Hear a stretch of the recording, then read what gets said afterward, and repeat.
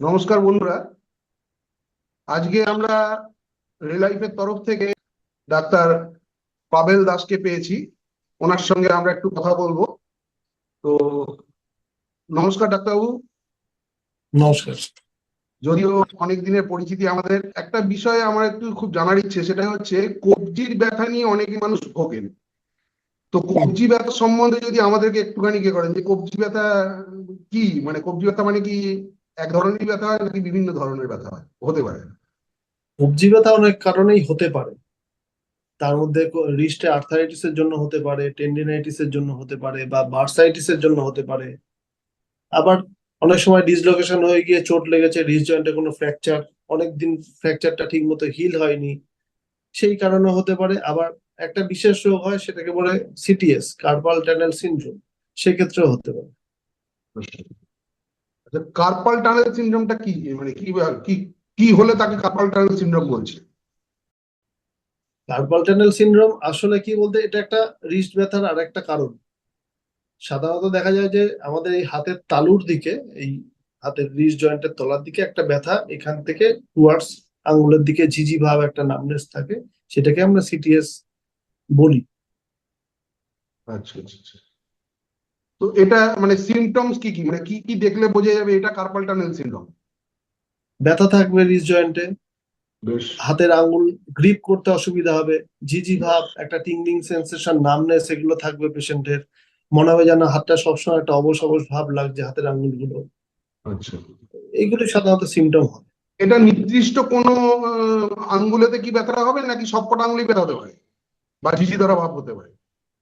ওরকম ব্যাপার নেই, সাধারণত এই দুটো বা তিনটে আঙ্গুল জুড়ে বেশি দেখা যেতে পারে। মানে middle finger? Middle finger, ring finger, little finger, তিনটে আঙ্গুল জুড়েই বেশি দেখা যেতে পারে। আচ্ছা আচ্ছা আচ্ছা আচ্ছা। তো এগুলো সাধারণত কাদের মধ্যে দেখা যেতে পারে বেশি, বা রিস্ক কাদের থাকে বেশি? সবারই হয়, তুলনামূলক মহিলাদের ক্ষেত্রে সিটিএসটা বেশি দেখা যায়। আচ্ছা। এবার ধরুন, কোনো পেশেন্টের ফ্র্যাকচার হয়েছিল, বা তার মিডিয়াল নার্ভে একটা কম্প্রেশন হয়েছে, সেই কারণেও সিটিএস আস্তে আস্তে ডেভেলপ করে। ডায়াবেটিক পেশেন্টদের সিটিএস খুব বেশি করে ডেভেলপ করতে দেখা যায়, বা থাইরয়েড রয়েছে, কিডনির সমস্যা রয়েছে।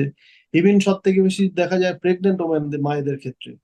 তাদের ক্ষেত্রে একটা ফ্লুইড রিটেনশন হয় শরীরে। আহ, কিছুদিন পর দেখা যাচ্ছে যে সেখানে তার একটা টিংলিং সেন্সেশন, নামনেস বা রিস্টে পেন। পরে দেখা যায় যে টেস্ট করে মানে তার একটা সিটিএস। শরীরের মধ্যে জল বেড়ে যাওয়ার জন্য এটা হতে পারে। ওটা প্রেগনেন্সি পিরিয়ডে হয়। আচ্ছা, এই কারণেই কিডনির পেশেন্টদের হওয়ার সম্ভাবনা বলছেন? হ্যাঁ, না? এই কারণে কিডনি পেশেন্টদের একটা সিটিএস হওয়ার সম্ভাবনা থাকে। বা আচ্ছা। নিউরোলজিক্যাল কোনো সমস্যা হয়তো, মিডিয়াল নার্ভে চাপ পড়ে গিয়ে, সেক্ষেত্রেও সিটিএস হয়। ও, তার মানে এগুলো মানে এর অনেকগুলো কারণের জন্য সিটিএস হতে পারে, হ্যাঁ, স্পেসিফিক একটা নির্দিষ্ট কারণের জন্য হয় না, এরকম না। আচ্ছা আচ্ছা আচ্ছা আচ্ছা। তো আমরা কিভাবে বুঝবো যে এটা সিটিএস হয়েছে? এটা আমরা কিছু ফিজিক্যাল টেস্ট করি। আচ্ছা। কিছু ফিজিক্যাল টেস্ট, প্রয়োজনে একটা আল্ট্রাসাউন্ড, অথবা কিছু এক্স রে, অথবা এনসিবি। মূলত এনসিবি করেই সিটিএসটা ধরা হয়।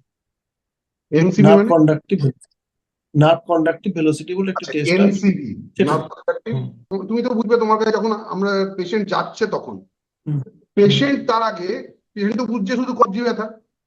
তো কবজি হুম। ব্যথা যখন হচ্ছে, সে সাপোজ তোমার কাছে আসতে তার টাইম লাগছে, সেক্ষেত্রে সে হুম। ঘরোয়া কি কি ব্যবস্থা নিতে পারে এই সিটিএস এর ক্ষেত্রে? সবার আগে যেটা প্রয়োজন সেটা হচ্ছে, ব্যথা যেখানে ব্যথা বা অসুবিধা হবে সেই জায়গাকে রেস্টে রাখা। আমার আচ্ছা। হাতে ব্যথা হচ্ছে বা ঝিঝি লাগছে বা একটা অস্বস্তি ফিল হচ্ছে, আমি যদি তখনও সেই হাত দিয়ে কাজ করে দিই, তাহলে তো স্বাভাবিকভাবেই সেটা বাড়বে। হুম। বিশ্রামে রাখা, হাতটাকে বরফ সেক দেওয়া, একটা প্রয়োজনে রিস্প্লিন্ট পরা, এইগুলো করে সে ঘরোয়া রাখতেই পারে। এগুলো করলে তার আরাম হবে, যে কাজ করতে গেলে তার ব্যথা লাগছে সেই কাজগুলোকে তার কমাতে হবে বা বন্ধ রাখতে হবে। আচ্ছা, অনেক সময় দেখা যায় যে জব ওরিয়েন্টেড কারণে বিশেষ কোনো ধরনের কাজ হুম। বেশি করতে থাকলে স্পেসিফিক কিছু প্রবলেম আসে। তো হুম। কার্পাল টানেল সিনড্রোম আসার জন্য স্পেসিফিক কোন রকমের অ্যাক্টিভিটি কি দায়ী হতে পারে, যেটা বেশি করার জন্য তার এই ধরনের সমস্যাটা দেখা দিতে পারে?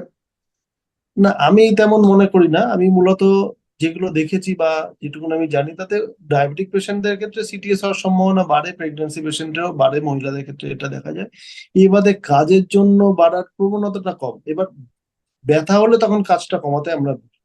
কিন্তু ধরুন যারা কম্পিউটারে প্রচুর সময় কাজ করছে তাদের ক্ষেত্রে টেনিস এলবো বা আদার্স কন্ডিশন গুলো হতে পারে, সিটিএস হওয়ার মতো অতটা সমস্যা হয় না, আচ্ছা আচ্ছা আচ্ছা ওয়ার্ক রিলেটেড খুব একটা নয়, হলে আচ্ছা। তখন তাকে বিশ্রাম নিতে হবে। যারা ধরুন হুম জিম করে, তারা হুম যে ওয়েট তোলে, তাতে হুম। সেক্ষেত্রে কোনো রকমের এই তুলবার সময়তে কোনো রকমের চোট লেগে কি এই প্রবলেমটা আসতে পারে, নাকি সেটা অন্য কোনো হ্যাঁ, প্রবলেম?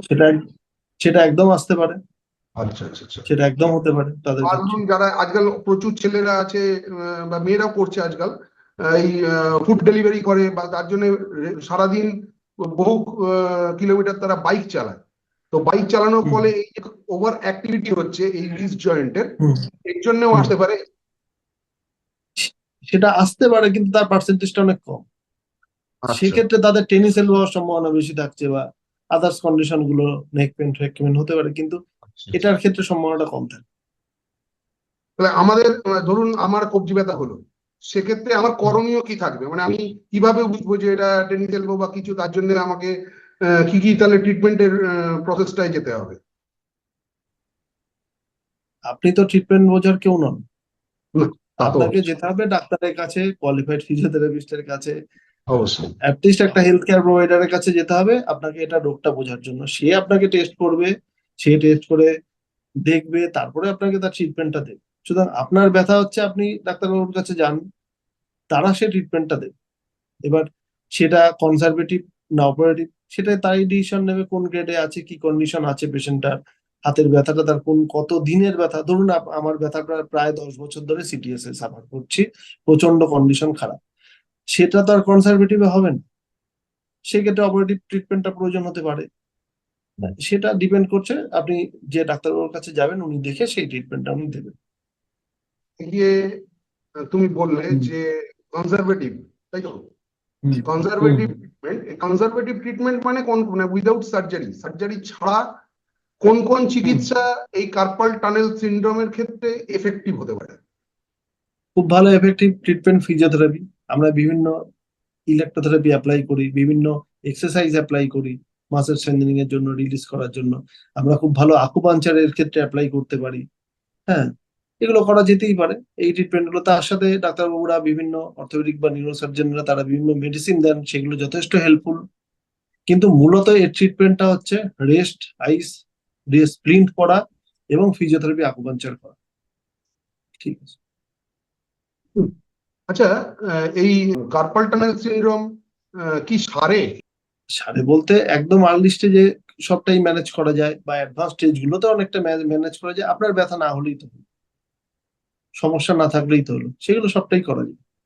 যদি কেউ আসে মানে এই প্রবলেম ফেস করে, তাহলে হুম ফিজিওথেরাপি এবং আকুপাংচার দুটো একত্রে হুম পাওয়ার মতো জায়গা বলতে আমি যা দেখছি আমাদের relief physio and nature rehab, Jalpaiguri, হুম আনন্দপাড়া, আর আপনার পাবেল ফিজিওথেরাপি ক্লিনিক, অশোকনগর, এছাড়া তো কোনো অপশন আমি দেখতে পাচ্ছি না।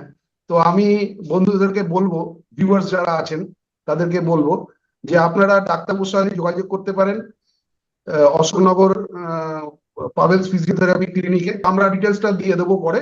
তো হুম আপনারা হুম সেখানে যোগাযোগ হুম। করতে পারেন, এবং আমাদের এই সংক্ষিপ্ত যে ভিডিওস, এই ভিডিওস গুলোর উপর নজর রাখবেন, তাতে অনেক ইনফরমেশন আমরা দেওয়ার চেষ্টা করছি। তো আজকের মতো আমরা এখানে দিয়ে শেষ করছি। নমস্কার, থ্যাংক ইউ। নমস্কার।